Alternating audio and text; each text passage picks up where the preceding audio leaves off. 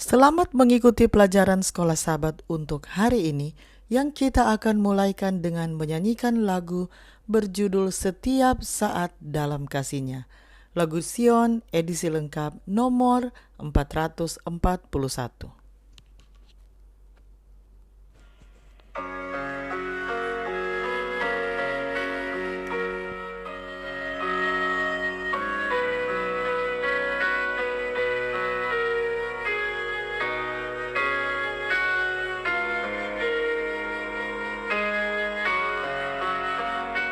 Dengan Yesus dalam kematiannya, dengan Yesus aku hidup baru.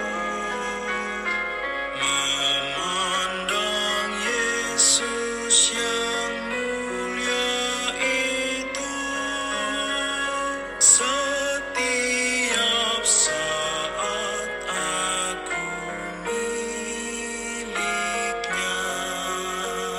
setiap saat dalam kasih-Nya, setiap saat hidup diberinya.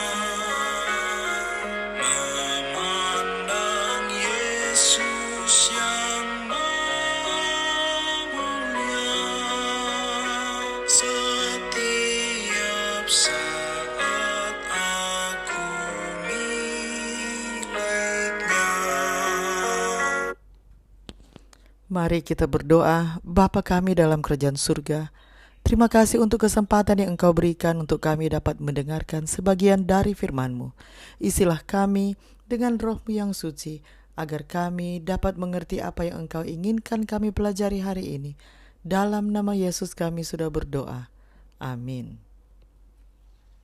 Pelajaran Sekolah Sabat Rabu 26 Agustus 2026. Pelajaran yang ke-9 di triwulan yang ketiga. Judul pelajaran Sekolah Sabat kita untuk hari ini adalah Pengampunan dan Penegasan Kembali Kasih. Daripada mengunjungi jemaat Korintus untuk kedua kalinya, Paulus setelah kembali ke Efesus mengirimkan apa yang kemudian dikenal sebagai surat yang keras. Bacalah 2 Korintus 7 ayat 5-13. Apakah hasil dari apa yang ia tulis kepada mereka dan bagaimana reaksi Paulus atas hasil tersebut? 2 Korintus 7 ayat 5-13. Bahkan ketika kami tiba di Makedonia, kami tidak beroleh ketenangan bagi tubuh kami.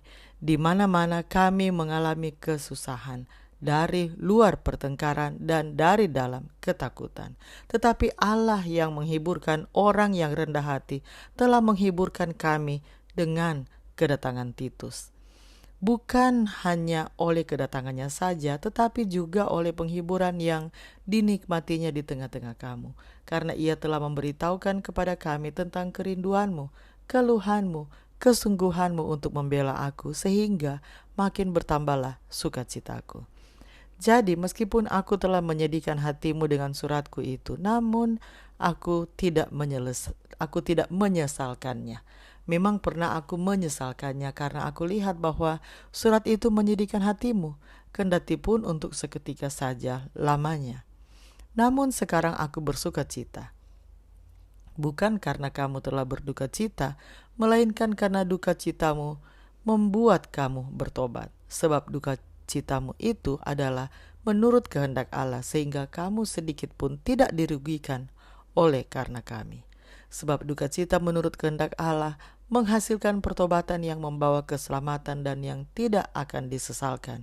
Tetapi duka cita yang dari dunia ini menghasilkan kematian.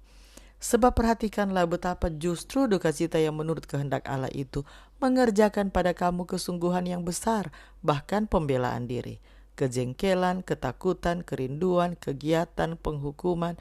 Di dalam semuanya itu kamu telah membuktikan bahwa kamu tidak bersalah di dalam perkara itu. Sebab itu jika aku telah menulis surat kepada kamu, maka bukanlah oleh karena orang yang berbuat salah atau oleh karena orang yang menderita perbuatan salah, melainkan supaya kerelaanmu terhadap kami menjadi nyata bagi kamu di hadapan Allah. Sebab itulah kami menjadi terhibur, dan selain penghiburan yang kami peroleh itu, kami lebih lagi bersukacita oleh karena sukacita Titus, sebab kamu semua menyegarkan hatinya. Paulus dan Titus kemudian bertemu di Makedonia, di mana Paulus mendengar dari Titus kabar baik bahwa kata-katanya yang keras telah menghasilkan dampak positif yang membawa sukacita besar di hati sang rasul. Jika sebelumnya beberapa orang di Korintus menentang Paulus, kini jemaat berpihak padanya. Betapa pentingnya untuk mendukung para pemimpin kita. Sebagai anggota jemaat, kita dapat membuat pekerjaan mereka jauh lebih mudah daripada yang sudah ada. Bacalah 2 Korintus 2 ayat 5 sampai 11. Apakah gagasan utama di sini? Saya bacakan 2 Korintus 2 ayat 5 sampai 11. Tetapi jika ada orang yang menyebabkan kesedihan, maka bukan hatiku yang disedihkannya, melainkan hati kamu sekalian atau sekurang-kurangnya, supaya jangan aku melebih-lebihkan hati beberapa orang di antara kamu. Bagi orang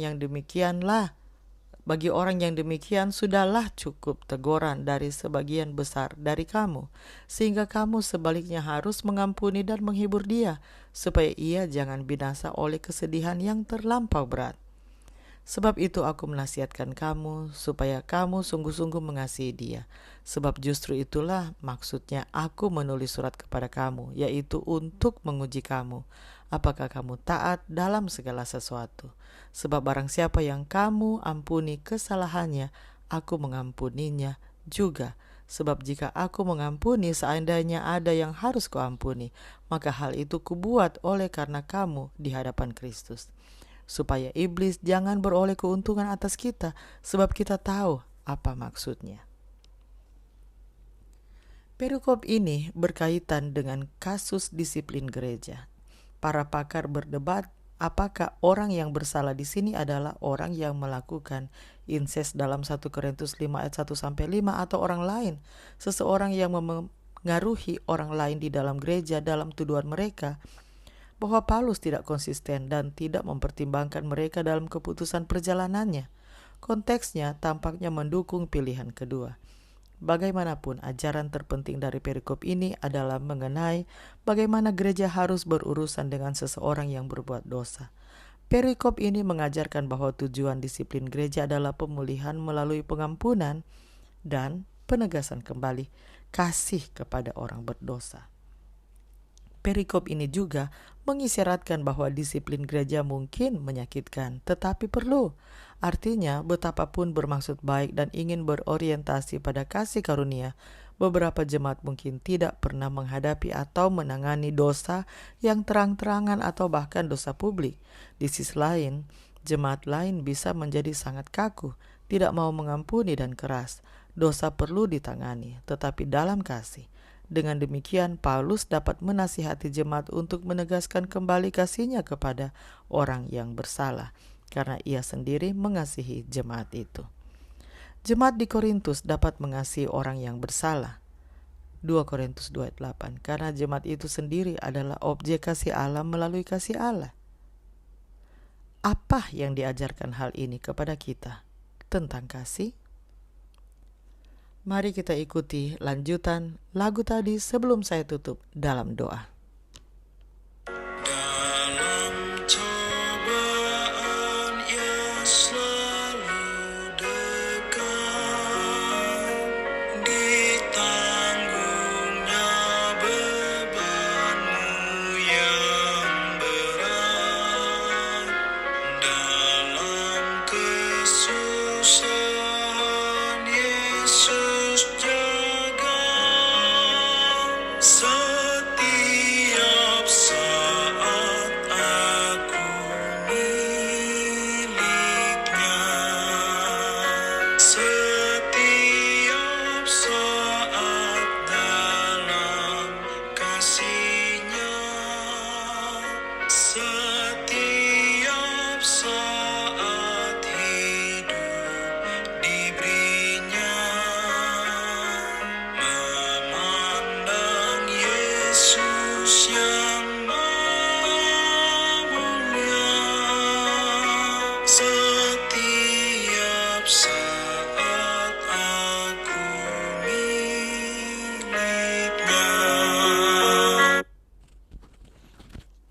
Mari kita berdoa. Bapa di surga, kami memuji Engkau karena Engkau adalah Allah yang Maha Tahu, Allah yang mengetahui apa yang terbaik bagi kami. Terima kasih untuk pelajaran hari ini tentang pengampunan dan penegasan kembali kasih. Kiranya Engkau dapat terus memampukan kami ya Tuhan, untuk mempraktekkan pengampunan walaupun kami disalah mengerti, mempraktekkan pengampunan walaupun kami disakiti. Dan kiranya Engkau dapat menuntun kami ya Tuhan, untuk menjadi perpanjangan tangan-Mu menjangkau saudara-saudara kami yang telah jauh daripadamu dan harus didisiplin. Kiranya Engkau menolong kami agar dalam kehidupan kami dapat menunjukkan kasih kepada mereka yang sudah hilang, dan kasih kepada mereka yang merasa jauh daripadamu. Dan kiranya kehidupan kami dapat menjadi refleksi kasih-Mu, refleksi-Mu ya Tuhan, agar kami dapat menjadi berkat, menjadi saluran di mana orang dapat mau belajar tentang Engkau. Tuntunlah kehidupan kami, tuntunlah langkah hidup kami ya Tuhan. Terima kasih untuk kasih setia-Mu bagi kami. Dalam nama Yesus kami sudah berdoa. Amin.